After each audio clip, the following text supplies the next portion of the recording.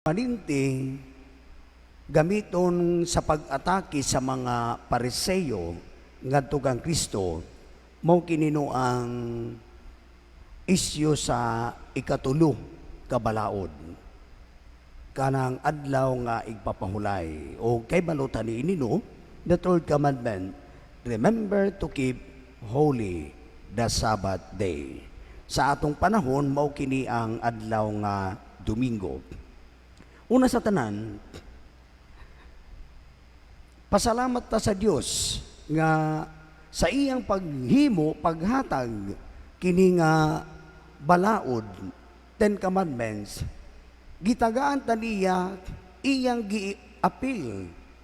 Paghatag kanato nga tagaan ta og usa ka adlaw aron makapahulay ta sa atong mga trabaho.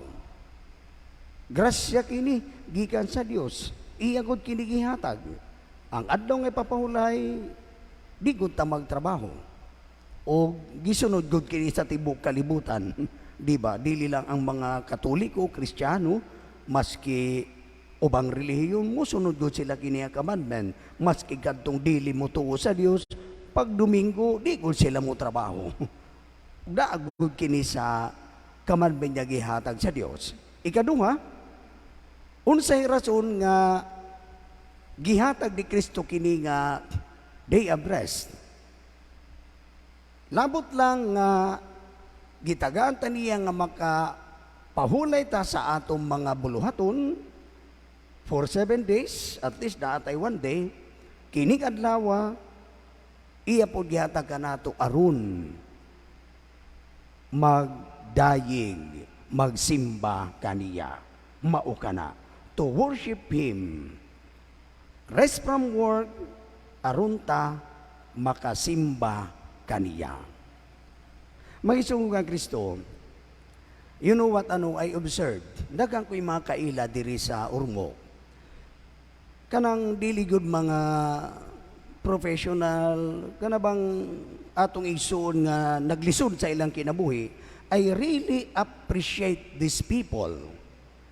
I know some of them nga maski Domingo magtrabaho gud sila, kay kung di sila magtrabaho wala sila ikapalit o pagkaon para sa ilang pamilya. But the good thing is makakita ko sa ila musimba usa sila.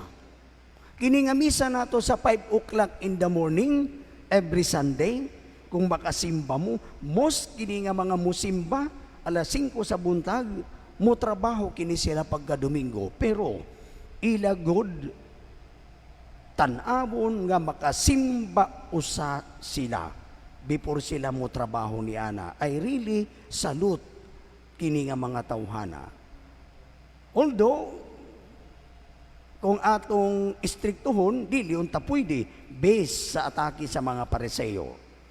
Karon atong tan-awon, unsa gyud kini nga third commandment, kay mao'y issue diri sa ebanghelyo, mao'y atake na sad sa mga Pariseyo. Tanawa diri sa ebanghelyo nato karon, ang mga tinunan ni Kristo nangutos og uhay og trigo og ilang gikuso-kuso ug ang lukas ilang gikaon, nga anuman kay gipanggutom. Kay kung wala naggutom, dili na sila magbuhat niya na. And remember, adlaw nga igpapahulay. Nakakita na po nung atake kini nga mga Pariseyo. Now, let us look positively kini nga attitude sa mga Pariseyo, kay murag mao gihapon kini usahay ang atong concern sa atong kinabuhi about this third commandment. Pamilya po tano sa not only a saying, kini nga murag gibutang gyapon kini nga a sort of a saying, ingon na lang nato, in every rule there is always an exemption.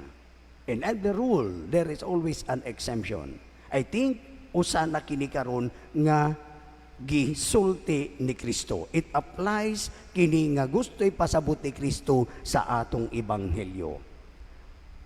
Kanang magtrabaho ka sa adlaw nga ipapahulay, what do you think? Ang issue niini, sala ba ka na o dili?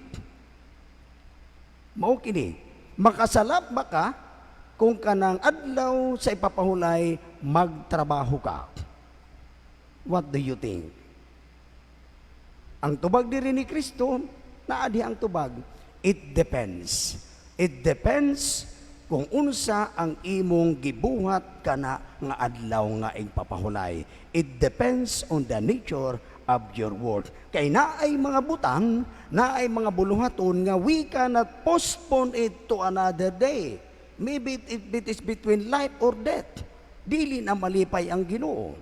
Taking for example, nga naman ang taga fire department, maski Sunday, mag-duty sila.